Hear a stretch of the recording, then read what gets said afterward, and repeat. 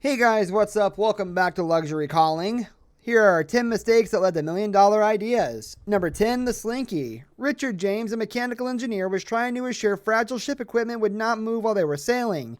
James had some prototypes done when he accidentally dropped them on the floor. When he saw them moving, he had an insight. James spent 2 years improving the Slinky until he had the perfect prototype.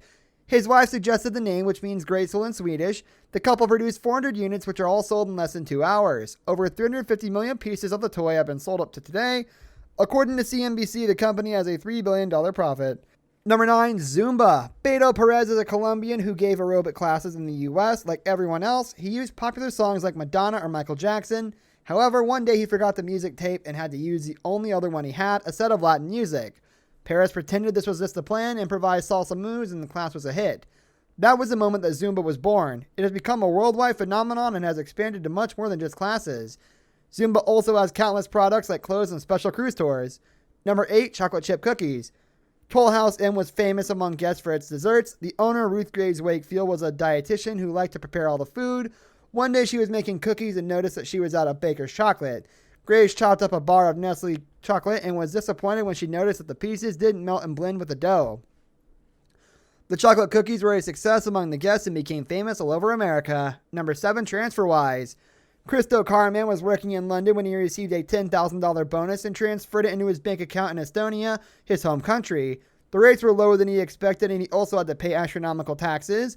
He lost approximately $600 in the process. I started digging to find out what had happened, and I realized that I had been incredibly stupid, he told BBC. I had foolishly expected that my UK bank would have given me the exchange rate I saw when I looked on Reuters and Bloomberg.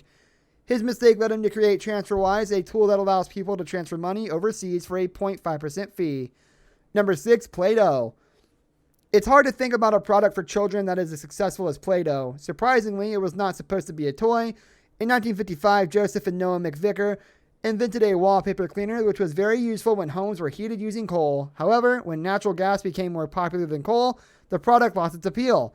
Joseph heard from a teacher that children were using it as modeling clay. Suddenly, he saw a new purpose for the product. Number 5, potato chips. According to the Washington Post, Lay's commercializes over 370 million bags of potato chips per year just in the U.S. That means a turnover of $1.6 billion for the company. However, potato chips were created by mistake, or rather by revenge. George Crumb was a chef working at Moon's Lake House and had to deal with a client complaining that his fries were not thin enough. Crumb decided to cut the potatoes into paper-thin slices to tease the customer. However, he loved it, and the potato chips became one of the most popular dishes. Number 4, Silly Putty. During World War II, rubber was one of the most essential products available. James Wright, a chemist, tried to create a synthetic rubber combining a boric acid and silicone oil.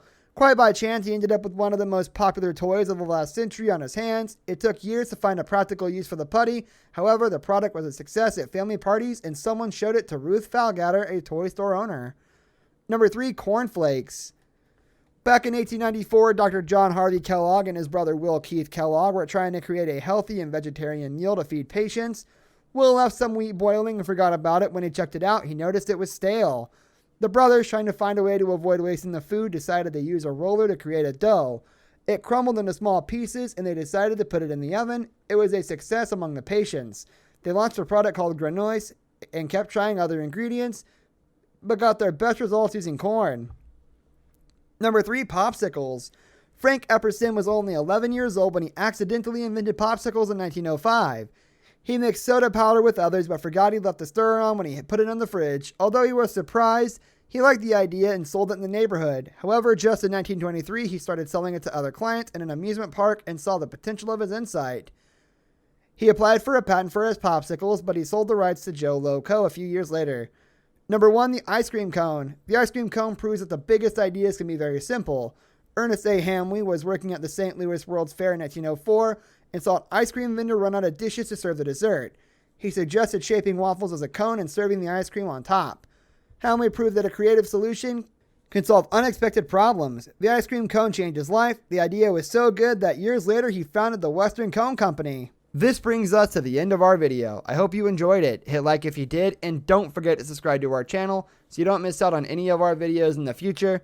Also, watch the 2 videos that are on your screen because I'm sure you'll love them. With that, I'll see you in the next video. Goodbye.